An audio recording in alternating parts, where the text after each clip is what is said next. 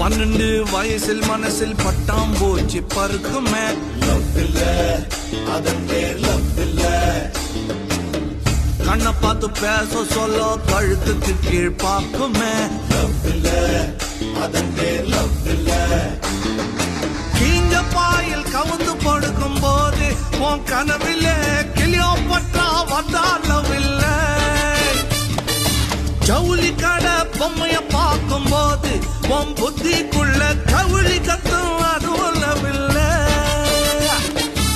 இதுக்கு உசுர கொடுக்கணும், எது நஜம் புரிஞ்சு நடக்கணும். காதல் ஒன்னியும் கடவுள் இல்லையாடா, இந்த எழுவு